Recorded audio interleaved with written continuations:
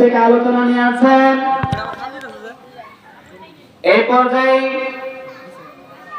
কোরআন ও হাদিস থেকে আলোচনা নিয়ে আসেন হাফেজ মাওলানা উমর ফারুক সাহেব।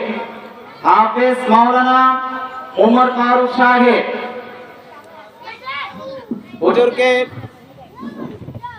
হুজুরকে কোরআন ও হাদিস থেকে জ্ঞান গরিমা আলোচনা করার জন্য বিশেষভাবে অনুরোধ করা হইল। আসসালামু আলাইকুম ওয়া রাহমাতুল্লাহি ওয়া বারাকাতুহু।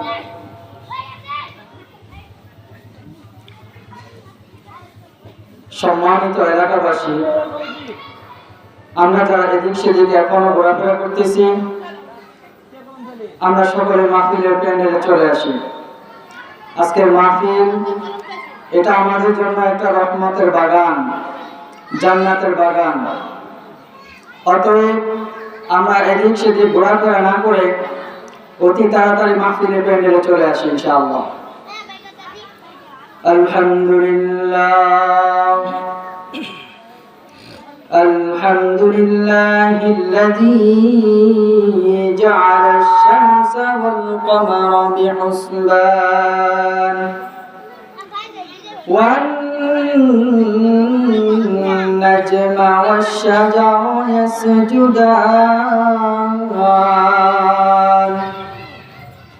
وفضل زمانا على زمان كما فضل مكانا على مكان وإنسانا على إنسان ونشهد أن لا إله إلا الله وحده لا شريك له ونشهد أن سيدنا وسندنا وحبيبنا وطبيبنا وقلوبنا وأرواحنا ومولانا محمدا عبده ورسوله صلى الله عليه وعلى آله وأصحابه أجمعين. أما بعد فقد قال الله تعالى في كلامه المجيد وفي فرقانه الحميد. أعوذ بالله من الشيطان الرجيم. بسم الله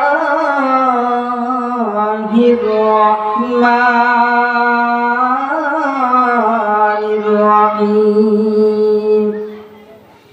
أينما تكونوا يدرككم الموت ولو كنتم في بروج مشيدة أو كما قال النبي صلى الله عليه وسلم أكثروا ذكر هادم اللذات الموت. صدق الله مولانا العظيم. मौत जिस दिन आ गई दुनिया की हालत क्या हुई, दुनिया की हालत क्या हुई.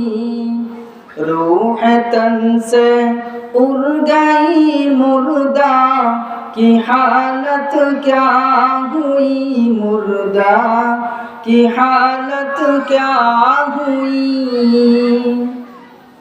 कैसे कैसे खूबसूरत रानियां जादिया तन बदन सब गल गई है तन बदन सब गल गई है शिक्ल सूरत क्या हुई शिक्ल सूरत क्या हुई।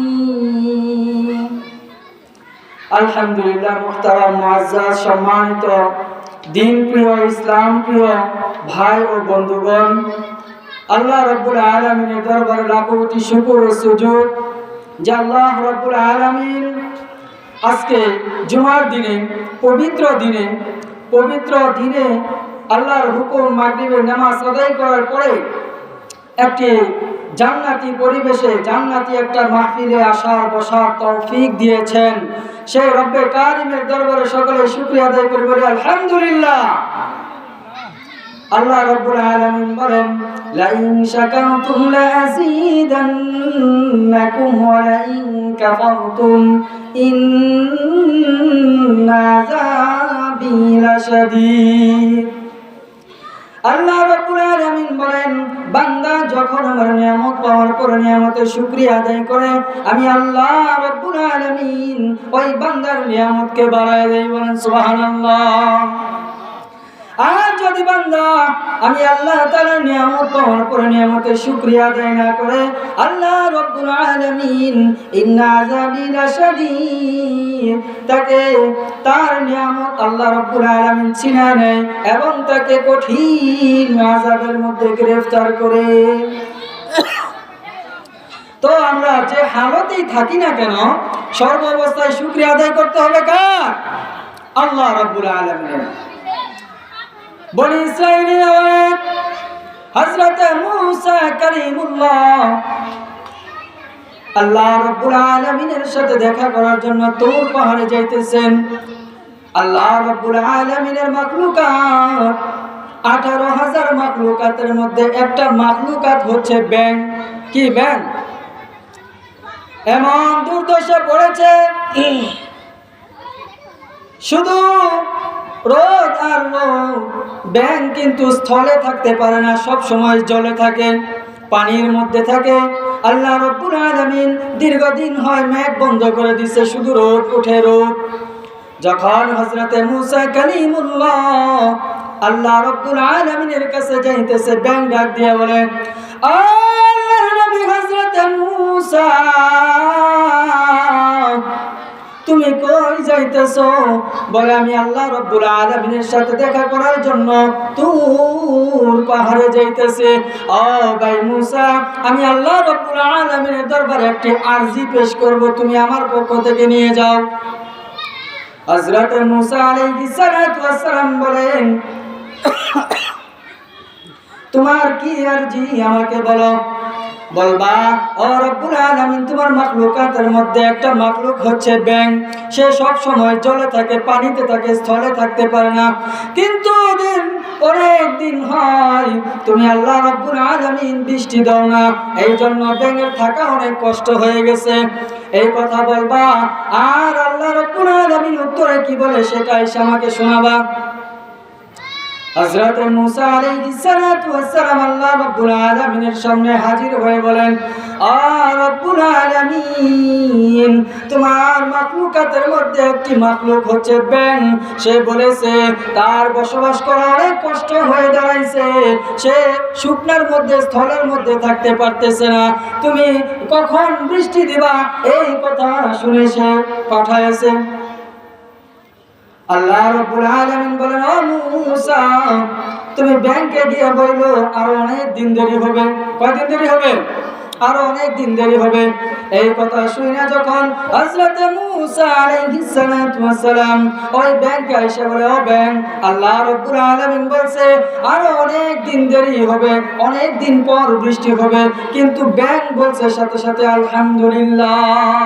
কি বলছে? আলহামদুলিল্লাহ। কিন্তু আমরা যদি হইতাম আহারে কি যে বলতাম, এত দুঃখের মধ্যে এত কষ্টের মধ্যে আছি তারপর আল্লাহ বলছে দেখে না নাউজুবিল্লাহ মিন জালিক। যদি বৃষ্টি হয়, যদি আমাদের মা বোনেরা ধান লাগিয়ে দেয় আর সেই সময় যদি বৃষ্টি আসে, তখন মা বোনেরা বলে, তো মা বোনেরা বলে হায় হায় মরার আল্লাহ আর মরার জায়গা পাইল না, মরার আল্লাহ আর আমার সময় পাইল না। নাউজুবিল্লাহ বলেন। এটা বলার সাথে সাথে ঈমান চলে যাবে। আল্লাহ রাব্বুল আলামিন বলেন, তুমি ওই ব্যাংকে গিয়ে বলবে যে আরো অনেক দিন পর বৃষ্টি হবে। এই কথা শোনার সাথে সাথে ওই ব্যাংক আলহামদুলিল্লাহ করে ফেলেছে। এই আলহামদুলিল্লাহ মহান রব্বে কারিমের কাছে এত ভালো লাগছে, এত ভালো লাগছে, পরের দিন রাত্রে আল্লাহ রাব্বুল আলামিন মুষলধারে বৃষ্টি দিয়ে দিয়েছে। এখন মুসা আলাইহিস সালাতু ওয়াস সালামের দরবারে গিয়ে ব্যাংক বলতেছে, ও মুসা, তুমি কেন মিথ্যা কথা বলছো মুসা? আল্লাহ রাব্বুল আলামিন তো পরের দিন রাতে বৃষ্টি দিল। এখন মুসা আলাইহিস সালাতু ওয়াস সালাম পড়ে গেছে সিফার মধ্যে। আরে আসলেই তো আমার আল্লাহ বললো অনেকদিন পরে বৃষ্টি হবো, পরের দিন রাত্রেই হয়ে গেল। মুসা আলাইহিস সালাতু ওয়াস সালাম আল্লাহ রাব্বুল আলামিনের দরবারে গেছে, ও রব্বে কারীম, তুমি আমাকে কেন লজ্জার মধ্যে ফেলাইলা? তুমি কেন লজ্জার মধ্যে ফেলাইলা? তুমি বললা অনেক দিন পর বৃষ্টি হবে, আমি ব্যাংকে গিয়ে বললাম অনেক দিন পর বৃষ্টি হবে, কিন্তু তুমি আল্লাহ পরের দিন রাত্রেই বৃষ্টি দিলা। হযরত মুসা আলাইহিস সালাতু ওয়াস সালাম আল্লাহ রাব্বুল আলামিন বলেন, ও আমার পেয়ারা মুসা, তুমি তো দেখেছো ব্যাঙের উপরেরটা, কিন্তু ব্যাঙ তোমার এই দুর্ভিক্ষের কথা শুনেও শুকরিয়া আদায় করছে কার উপর? কার উপর? আল্লাহ রাব্বুল আলামিনের উপর। সে যখন দেখছে তার দুর্ভিক্ষ আরো বেড়ে যাবে, ওই দুঃসময়েও ওই কঠিন সময়েও শুকরিয়া আদায় করছে কার? যখন আমি আল্লাহ রাব্বুল আলামিনের শুকরিয়া আদায় করছে, তখন আমার রহমান ও রহিম নামের উসিলায় আমি ওই ব্যাঙের জন্য বৃষ্টি দিয়ে দিছি। এই জন্য সর্ব অবস্থায় শুকরিয়া আদায় করতে হবে কার? আল্লাহ রাব্বুল আলামিনের।